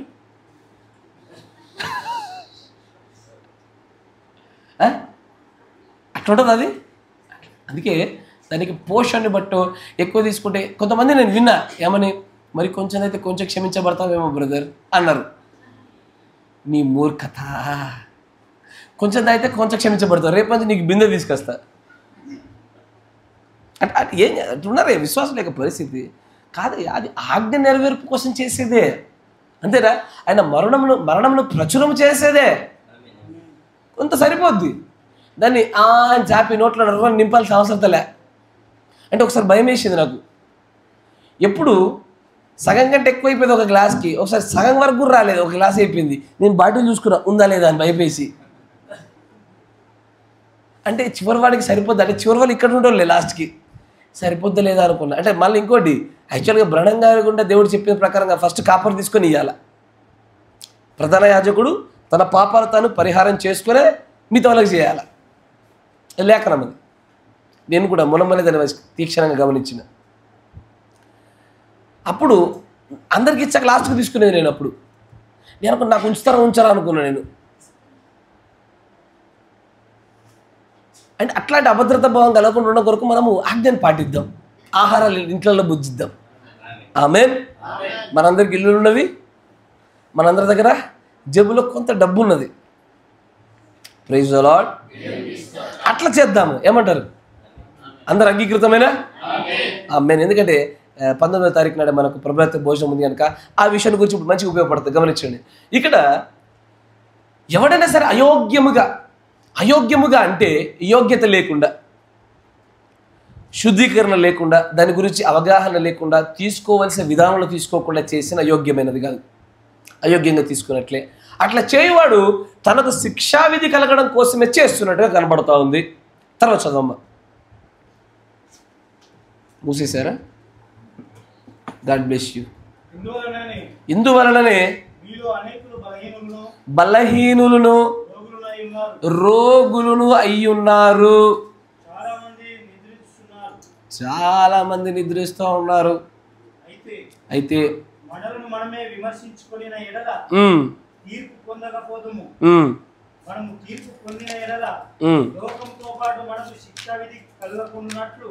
తీర్పు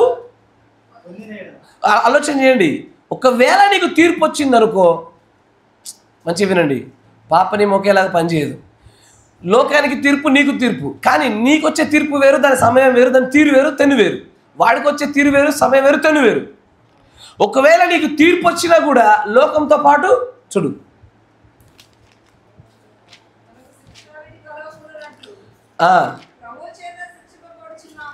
అంటే ఏంటిది?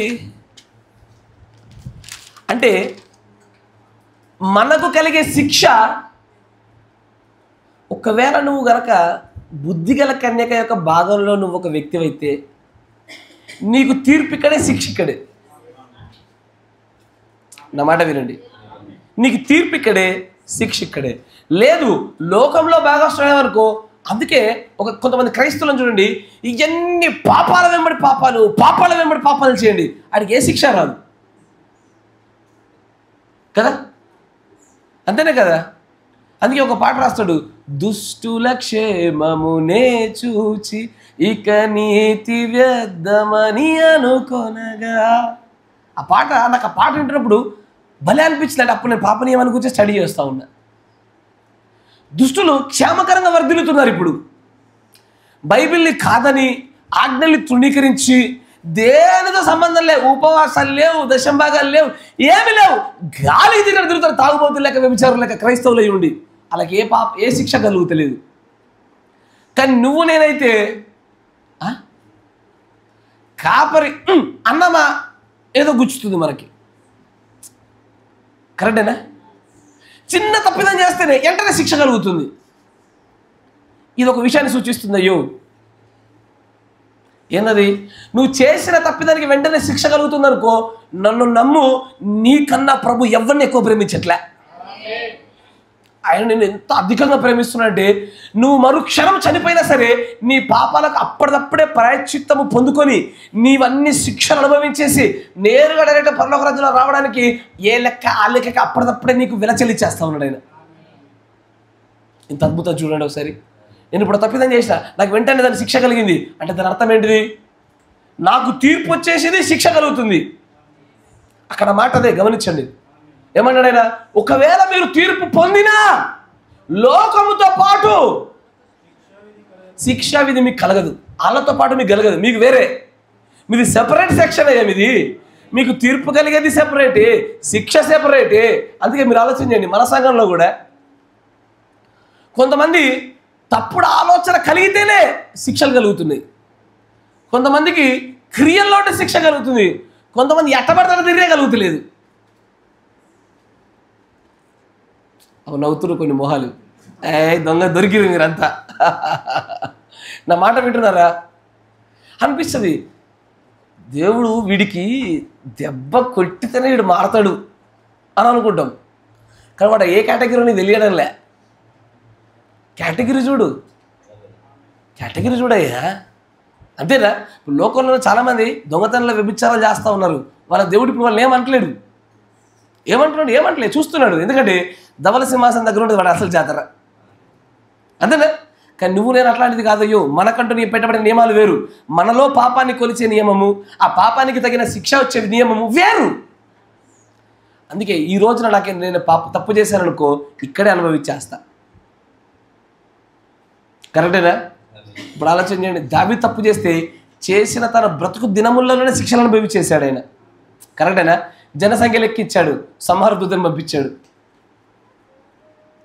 బెత్షెబాతోని తప్పిదాన్ని చేశాడు. వెంటనే తన ఉపపత్తులతో తన కుమారుని విరుద్ధంగా లేపి అక్కడికక్కడ చెల్లుబాటు చేసేసాడు. తీర్పు శిక్ష అక్కడికక్కడ అయిపోయింది. అనేక రీతులుగా అక్కడికక్కడే దేవుడు చెల్లుబాటు చేసేస్తాడు. అందుకే నేను అంటాను, నీకేదైనా శ్రమ వచ్చిందనుకో, అందుకే ఏమంటాడు దేవుడు, ప్రభు తాను ప్రేమించే వారిని గద్దించి శిక్షిస్తాడు. శిక్షింపని కుమారుడెవడు? కుమారుడైతే ఖచ్చితంగా శిక్షిస్తాడయ్యా. ఎందుకంటే నాకు ఏదైనా ఒక శ్రమ వచ్చిందనుకోండి, ఏదైనా ఒక కష్టం కలిగిందనుకోండి, బాధ కలిగిందనుకోండి, రోగం వచ్చిందనుకోండి, బహుశా ఆ ప్రస్తుత పరిస్థితిని బట్టి బాధ కలుగుతుందేమో, అంతరంగంలో ఆనందపడాలా. ఎందుకు చెప్పనా? ఏదో తప్పిదం జరిగింది, దానికి దేవుడు నన్ను నిర్దోషిగా నిలబెట్టడం కోసం ఇక్కడే శిక్షించేస్తా ఉన్నాడు ఆయన. అంటే ఈ శిక్ష తర్వాత నేను ఏమవుతున్నాను? మీకా గ్రంథం అనుకుంటా, నా శత్రువా నా పైన అతిశయింపవద్దు నువ్వు. అవునా? నా పైన నువ్వు అతిశయింపవద్దు. నేను గడాంధకారములో తిరిగినాను, ఒక రోజున యెహోవా నన్ను పరిశుద్ధుడిగా నిలబెడతాడు అంటాడు ఆయన. ఎందుకంటే నేను తప్పిదాలు చేస్తాను, పాప నియమాలు ఉన్నట్టు తప్పిదాలు చేస్తా ఉన్నా. కానీ నా ప్రభు నేను చేసిన తప్పిదాలను బట్టి నన్ను ఇక్కనే నిర్మలుడిగా చేస్తా ఉన్నాడు ఆయన. నిర్మలుడిగా నన్ను కడిగేస్తా ఉన్నాడు ఆయన. అందుకే రానియండి, ఆ శ్రమలు రానియండి, ఇబ్బందులు రానియండి, ఆర్థిక సమస్యలు రానివ్వండి, ఆరోగ్య సమస్యలు రానివ్వండి. అవి ఎందుకు వస్తున్నాయో తెలీదు. అది శిక్ష గుండా వచ్చినా సరే, పరీక్షించడానికి వచ్చినా సరే నిర్మలుడు అవుతున్నాం కదయ్యా. ఆ రాజ్యాన్ని స్వతంత్రించుకోవడానికి అర్హులం అవుతున్నాగా. Praise the lord. అందుకే అంటాడు ఏమని, మీకు ఒకవేళ తీర్పు కలిగినా ఈ లోకంతో పాటు మీకు శిక్షా విధి రాదు. మీకు వేరే వధువుకు తీర్పు ఉన్నది, కానీ ఆ తీర్పు లోకంతో పాటు కాదు. వధువుకు శిక్ష ఉన్నది, అందుకే వారు లోకంతో శిక్ష కాదు. అందుకే ఇక్కడ ప్రకటన గ్రంథ 14 అధ్యాయం అంటాడు. చేయండి, ప్రకటన గ్రంథ 14 అంటాడు ఇక్కడ.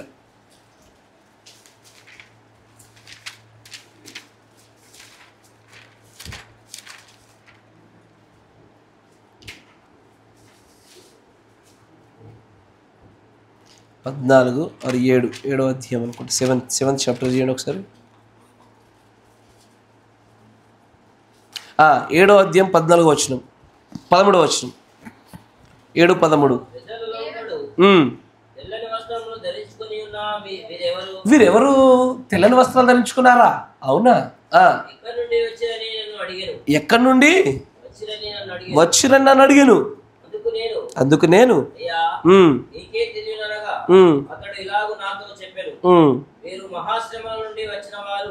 మహాశ్రమలను వచ్చిన వారు అనగానే అందరికీ బుద్ధిలేని కన్యకలు గుర్తొస్తారు. కరెక్టేనా? కానీ దేవుని యొక్క ప్రవక్త ఈ వచనాల గురించి మాట్లాడుతూ ఇది ఇటు బుద్ధిలేని కన్యకలను, బుద్ధిగల కన్యకలు ఇరువురిని సూచించే వాక్యమై ఉన్నదని చెప్పాడు ఆయన. అయితే వారు తమ దివిటీలలో సరిపడేంత నూనె లేకపోవటం వలన మహాశ్రమల గుండా వచ్చారు. మనము దివిటీలలో సరిపడేంత నూనె ఉంది, కానీ ఇక్కడే మహాశ్రమలు అనుభవించిపోయే వాళ్ళము. నా మాట వింటున్నారా? ఇక్కడే మహాశ్రమలు అనుభవిస్తాయి. ఎట్లా మహాశ్రమలు అనుభవిస్తావు? ఆజ్ఞలు పాటిస్తే శ్రమలు వస్తాయి. ఆజ్ఞలు పాటిస్తే శ్రమలు వస్తాయి.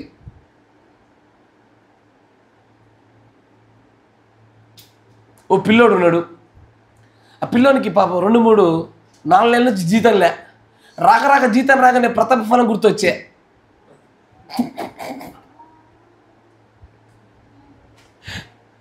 ఆజ్ఞ పాటిస్తే ఏమైంది? శ్రమే. అంతేనా కదా? నేను అందుకే చెప్తున్నా, మహాశ్రమలు ఎక్కడి నుంచి వస్తాయి కాదు, ఆజ్ఞల నుంచి వస్తాయి. దేవుని వెంబడిస్తావా, తల్లిదండ్రులు వెంబడిస్తావా? దేవుణ్ణి, తల్లిదండ్రులు వదిలేసే పద, శ్రమే కదా. వధువు మాత్రమే ఆజ్ఞలను తూచ తప్పకుండా పాటించేది, ఎందుకంటే ఆమె వాక్యమై ఉన్నది కనుక. ఎక్కడి నుంచి వస్తాయి మహాశ్రమలు? తమ వస్త్రాల్ని ఉదుక్కొని తెలుపుగా చేసుకున్నారంట. ఎట్లా చేసుకుంటారు? బుద్ధి లేని కన్యకలైతే వారికి రాబోతున్నటువంటి శ్రమలు గుండా 6వ ముద్ర కింద చేసుకుంటారు వాళ్ళు, కరెక్టేనా? కానీ వధువు అలాంటి శ్రమల కాలం గుండా రాదు, కానీ తాను చేసిన తప్పిదములకును తాను నడవవలసినటువంటి లేఖనముల వెంబడి ఆ శ్రమలు పొందుకుంటుంది. స్టెఫను పొందుకున్న శ్రమలు లాంటి శ్రమలు. స్టెఫన్ ఎలాగ పొందుకున్నాడయ్యా? రాళ్లతో కొట్టబడి పొందుకున్నాడు. పౌలు గారు పొందుకునే శ్రమ లాంటి శ్రమలు. పౌలు ఎట్లా పొందుకున్నాడా? శిరఛేదనం చేయబడినాడు ఆయన. పేతురు పొందుకున్న శ్రమ లాంటి శ్రమలు ఎట్టగయ్యా? తలక్రిందులుగా సిలువ వేయబడిన శ్రమలు అవి. వాళ్ళు శ్రమల కాలం కూడా రాలే, ఆజ్ఞలను సువార్తను పాటించడంలో, ప్రొక్లెయిమ్ చేయడంలో, ప్రకటించడంలో శ్రమలు పొందుకున్నారు వాళ్ళు. అలాంటి శ్రమల గుండా వస్తారు, అంతేనా? ఒకడు వస్తాడు, చెయ్యవయ్యా మంచి బిజినెస్ చెయ్యి, మంచిగుంటుంది, వైన్ షాప్ పెట్టు. భయంకరమైన అప్పులు ఉన్నాయి నాకు, పెడితేలేమో అప్పులన్నీ బయటకు వెళ్ళిపోతాయి, కానీ పెడితే వాక్యానికి విరుద్ధం అయిపోతా, నేను చెయ్యను. చెయ్యరా బాబు, చెయ్యి, చిట్టీలే, మంచిగా డబ్బులు వస్తాయి, లాస్ట్లో చివరిలో ఒక చిట్టి మిగులుతుంది, 10 చిట్టీలే, 10 చిట్టీలు మిగులుతాయి, 10 కోట్లు 10 లక్షలు వస్తాయి, లక్షాధికారం అయిపోతావు. అప్పులు తీర్చుకొని శాంతిగా, దేవుడు లేకుండా శాంతిగా బతకడం ఇంపార్టెంటా? దేవుడు నుండి కలతలు ఉండడం బెటరా? అది నువ్వు ఎన్నుకోవాలా?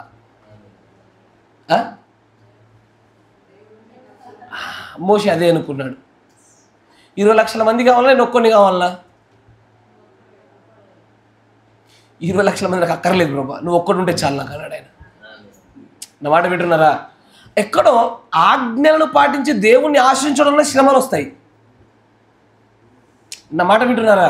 అందుకే ఈ లేఖనాన్ని గురించి ఆయన మాట్లాడుతూ, ఇది బుద్ధి లేని కన్యకలను, బుద్ధి గల కన్యకలను, అటు శ్రమల కాలం గుండా కడుక్కునే వారికి, మరియు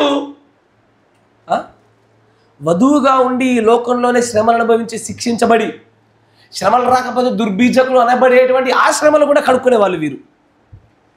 నా మాట వింటున్నారా? మీరు గ్రహించారా? Praise the lord. అందుకంటే తర్వాత, వీరు మహాశ్రమల నుండి వచ్చిన వారు, గొర్రెపిల్ల రక్తములో తమ వస్త్రమును ఉదుకుకొని వాటిని తెలుపు చేసుకొనిరి. తెలుపు చేసుకుంటారా? తెలుపు చేసుకోవాలంటే శ్రమలు వస్తాయో కష్టమే. నేను మీరు ఇదివరకు కూడా చెప్పాను, ఏమని? మరొకసారి చెప్తాయి భాష.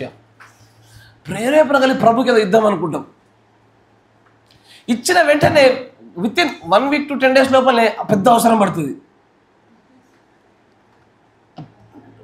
అయ్యా 20 ఏళ్ళ భక్తి పరులారా, ఎప్పుడైనా అనుభవం వచ్చింది ఎట్లాంటిది? ఖచ్చితంగా వచ్చి తీరుద్ది. అది శ్రమే, అనుభవించాల్సిందే. అవునయ్యా, అనుభవించక తప్పదు. ఒక మొక్కుబడి అయినా లేకపోతే ఏదైనా సరే ప్రభు కోసము కొంతమంది మొక్కుకుంటారు, కొంతమంది మొక్కుబడులు విచిత్రంగా ఉంటాయి తెలుసా? ప్రభు నేను ఇక్కడి నుంచి ఎలా వెళ్ళినా తెల్లని వస్త్రాలు ధరిస్తేనే మొక్కుకుంటారు. వారి వ్యక్తిగత జీవితాలు, వాళ్ళ ఇష్టం అది. అంటే బయట చాలామంది చూశాను నేను అలాంటి వాళ్ళని. వాళ్ళు అలాంటి వస్త్రాలు వేసుకుంటారు, మొక్కారు, అవే పాటిస్తారు. వాడి శ్రమేంది? ఏడ కూర్చున్న మురికంటుద్ది, అంతేగా. వాడిదో శ్రమ, కరెక్టే కదా? ప్రభా నేను మందిరాన్ని ఎల్లప్పుడు నేనే ముడుస్తాను తండ్రి ప్రభా అని మొక్కుకున్నారు. వాళ్ళ జీవితాన్ని అర్పించేశారు. మా క్లాస్మేట్ ఒక అమ్మాయి అట్టాగే మొక్కుకొని పోయింది. ఆమె శ్రమ ఏంది? తల్లిదండ్రులు లేరు, ఆమె ఎదురుగా తల్లిదండ్రులు కనబడ్డా కూడా అస్సలు ప్రైజులు అడుగులు లేదు, అదో శ్రమ. మీరు వింటున్నారా? నేను అడుగుతున్నా, మీకు శ్రమలు ఉన్నాయా? Praise the lord, praise the lord. శ్రమలు ఉన్నాయా మీకు? ఉన్నాయా లేవా? ఉన్నాయిగా. శ్రమలు లేకుండా ఆమె నీకు తలలో పెయిన్ ఉన్నాయి అర్థం లేదు, అది కూడా శ్రమేరా. మరి ఏం శ్రమలు లేవంటారే? మీ ఉన్నాయా లేవా? శ్రమలు ఉన్నాయి. నేను అడిగే ప్రశ్న ఏంటంటే, ప్రభు వలన శ్రమ అనుభవిస్తున్నావా? ఇది అసలైన ప్రశ్న. వాక్యము వలన శ్రమలు అనుభవిస్తున్నావా? వాక్యం వల్ల ఏదైనా పోగొట్టుకుంటున్నావా? వాక్యం వల్ల ఏదైనా అనుభవిస్తున్నావా? అక్కడే కదే పరలోక సంపదన ఆధారపడి ఉండేది. ఇంకా అయిపోలే, పరలోక సంపదన ఉంది. అది మీరే నిద్రపోతున్నాను కదురాడు ఆపిన. ఇంకా వస్తున్నాయి మార్గాలు సంపాదించుకుని. అక్కడే కదే పరలోక సంపాదన ఆధారపడి పెట్టబడేది.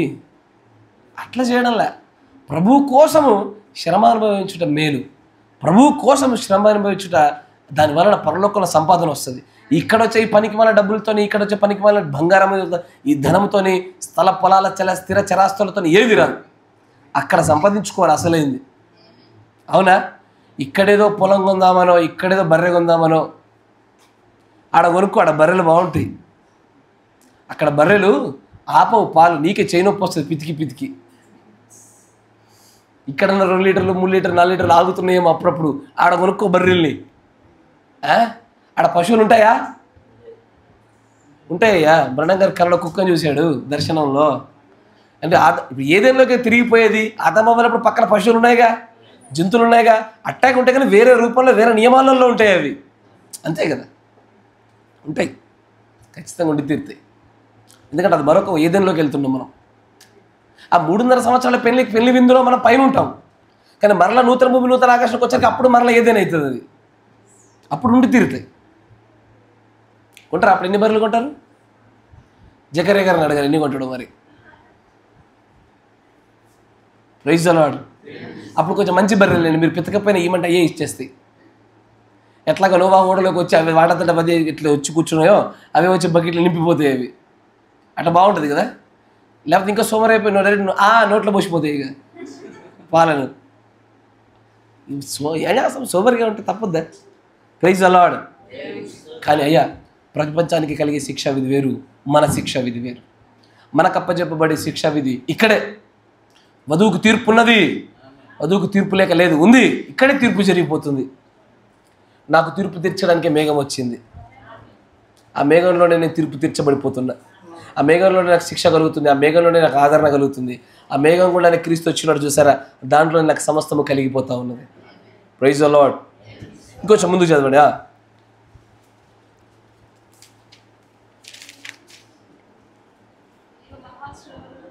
కాదు, 1 కొరింథీ 11. 1 కొరింథీ 11 చూడండి. కాదు, 27వ వచనం.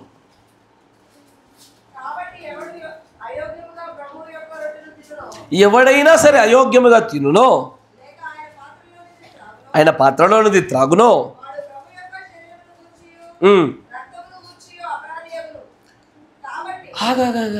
అక్కడ ఒక మాటను ఎంత సరళంగా వచించేశారంటే, కానీ అక్కడ ఒక భయంకరమైన మాట ఉన్నది.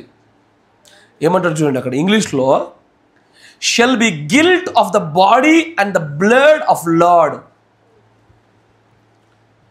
ఇజ్రాయేలు చేసిన అతిపెద్ద 2 పాపాలు, the greatest 2 mistakes of Israelites.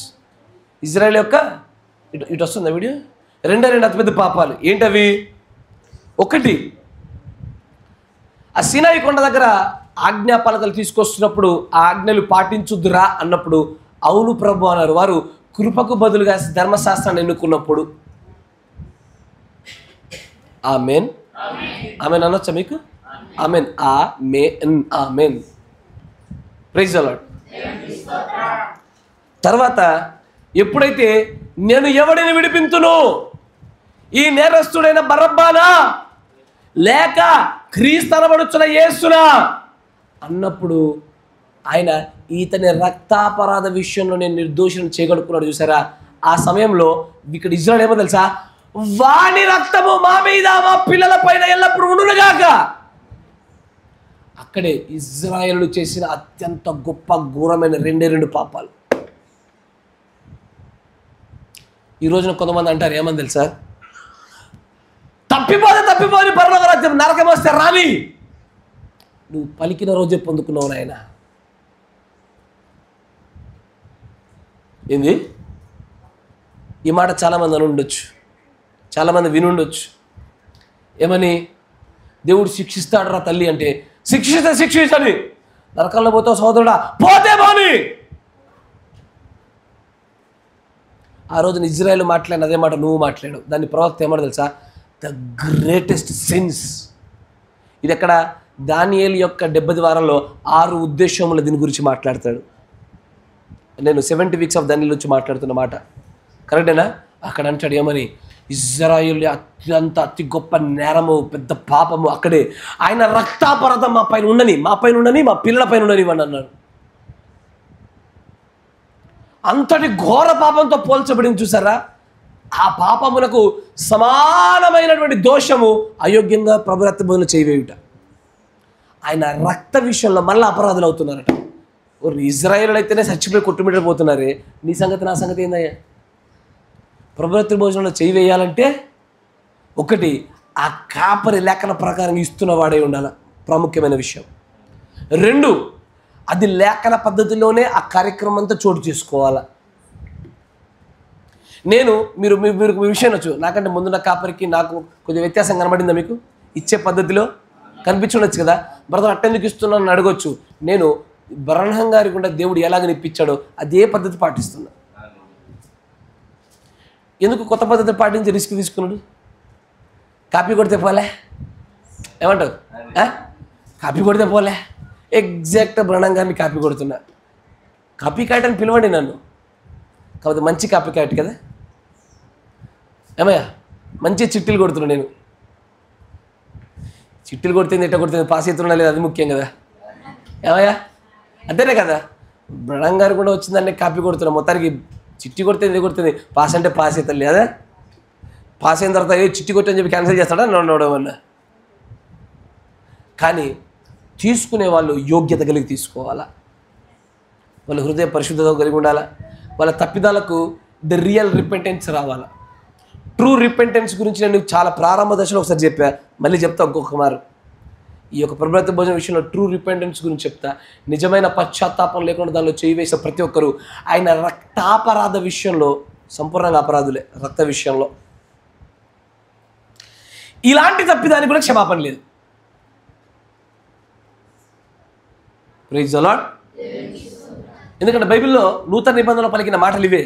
ఈ విషయంలో కూడా ఇజ్రాయేల్ ఎలాంటి తప్పిదం చేశారో అలాంటి తప్పిదమే నేడు ఈ వర్తమానంలో కాదు, అంటే ఈ ఒక ప్రభురాత్రి భోజనంలో పాలు పంపులు పొందుకు ప్రతి క్రైస్తవునిపై దేవుడు మోపేశాడు. ఆయన రక్త విషయంలో మీరు అపరాధులు కాకుండా ఉండాలంటే మాత్రం అదొకటి. కానీ ఒకవేళ అయోగ్యంగా ఎన్నడైనా చేయి వేశావా, బైబిల్లో క్షమింపబడినటువంటి పాపముల లిస్టులో 2వ లిస్టులో కూడా నువ్వు దానిలో కూడా పాలిభాగస్తుడైనవు. మొదటిది పరిశుద్ధాత్మ దూషణలో, 2 ప్రభురాత్రి యొక్క భోజనంలో అయోగ్యంగా చేయి వేయడంలో, రక్త విషయంలో అపరాధుల కూడా విషయంలో, ఈ రెండిట్లో పాలిభాగస్తుడైనవు. ఇవి 2 క్షమింపబడిన పాపాలే. 3వది ఉంది. ఆ 3వదాన్ని దేవుడు అనుగ్రహించిందని బట్టి వీలైతే రాత్రి తర్వాత చూద్దాం. మోకరించండి, ప్రార్థన చేసుకుందాం. అయ్యా, నూతనమైన పట్టుకుంటున్నారా? గ్రహిస్తున్నారా? దిద్దుబాటు విషయాలు ఖచ్చితంగా గట్టిగా పట్టుకోండి.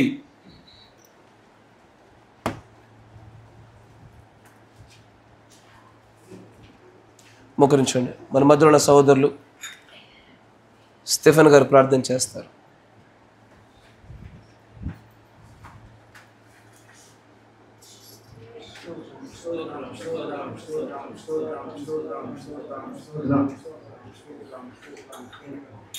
పరిశుద్ధుడా, ప్రియ పరలోకపు తండ్రి, యేసుక్రీస్తు రాజా నాయన, నీకు వందనాలు స్తోత్రాలు చెల్లిస్తాము ప్రభా. గొప్ప దేవా నాయన, ఇదిగో ప్రభా మా మధ్య నుండి ప్రభా, ఇదిగో మాకు కావలసిన ప్రభా అయ్యా, ఇది